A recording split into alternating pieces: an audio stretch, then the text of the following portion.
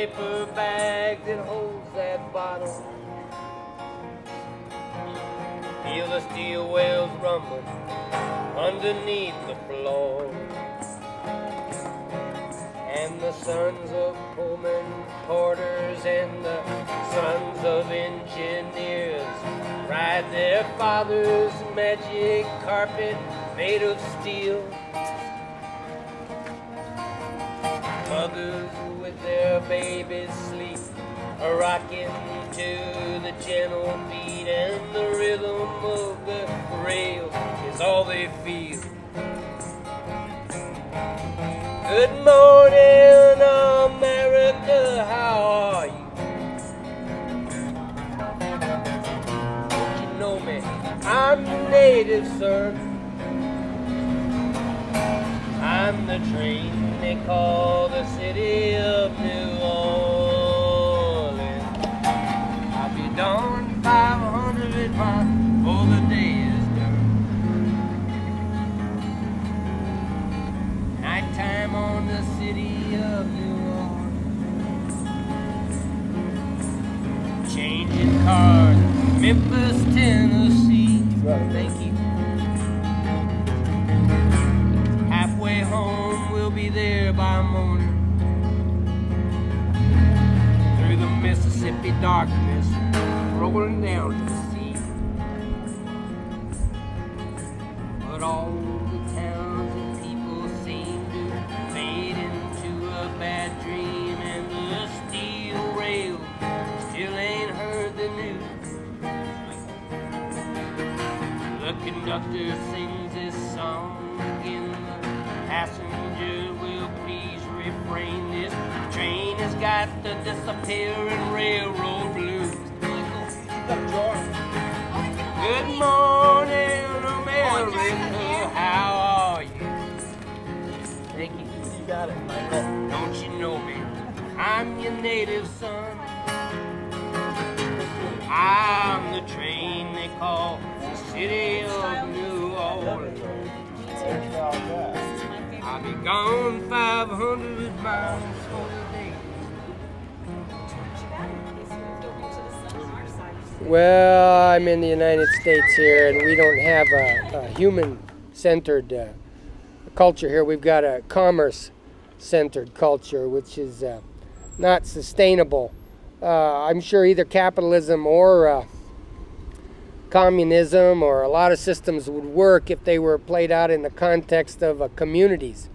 See, because although we know we should care about strangers, it's like swimming uphill.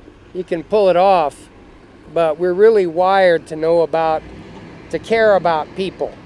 We evolved as a species in the context of a member of a family that was a member of an extended family that was a member of a clan that belonged to a village or a tribe. And we're really only hardwired to know about 100 people. And every year maybe 1 or 2 dies and 1 or 2 is born. And so the people, you can imagine if you pulled up to a street and there was someone holding a sign there begging. Well, think of your favorite aged relative. With me, it would be my Aunt Marie.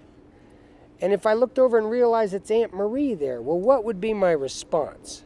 That's a fully human response. Someone that you love about, and you see them and you go, what are you doing, Marie? Hop in the car and we'll go somewhere and find out what has happened to your life. But fear is our #1 product in this country, and so we believe that human beings are a commodity to be thrown away.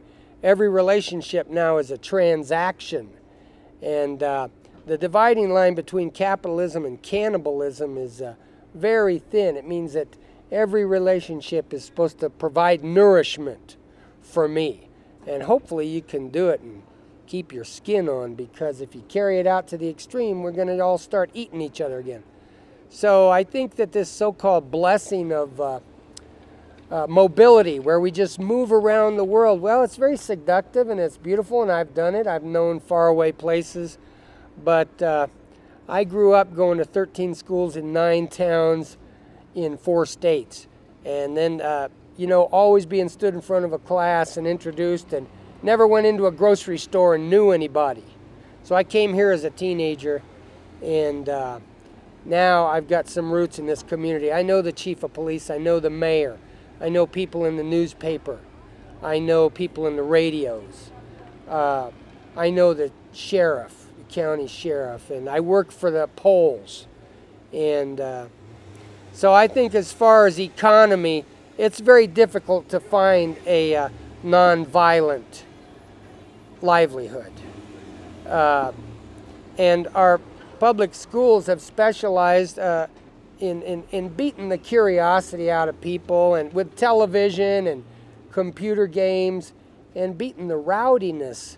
Not physically beating, but it seems like our public schools are dedicated to making sure that the tea never winds up in the harbor again. And if the tea doesn't wind up in the harbor, not just 200 and something years ago, but every generation has to throw the tea in the harbor.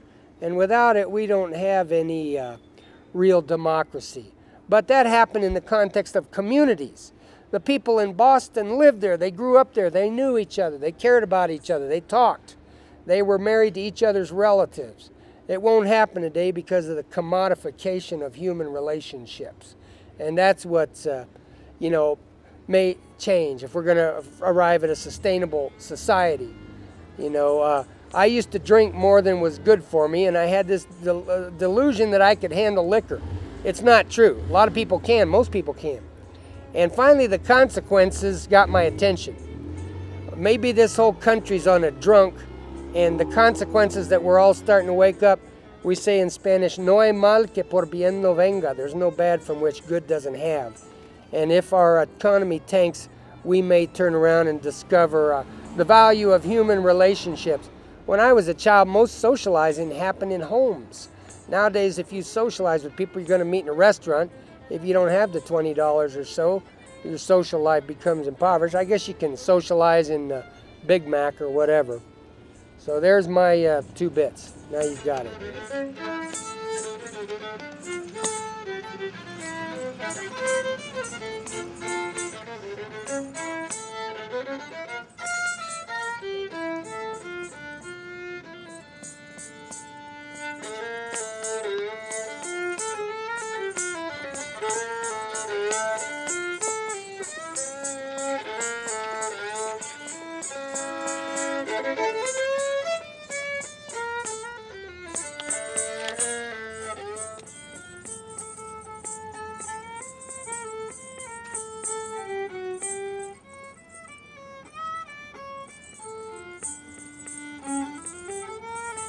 Well, we got to start small.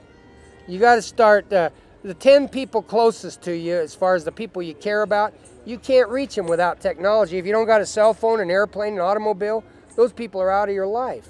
The 10 people who are geographically closest to you, you don't know them, and you'd like to continue that situation. You don't mind a little eye contact, but you don't really want to get involved in their lives. Now, that's not sustainable. We got to start learning to care, and it's not that far back in our history. People are not a commodity to be thrown away.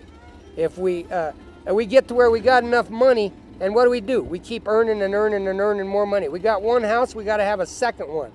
And our elders, instead of being in our communities detecting what can I give now that I no longer have to worry about. The food kind of shows up on my table now. I've been earning my livelihood at this thing. I've got a little mastery at it. In a traditional culture, at that point, our elders turn their attention outward and are able to address the concerns of our community. Nowadays, we're out on the golf course trying to shave a few points and making a spectacle of my uselessness. We're proud of it. And so we got to learn to care about each other.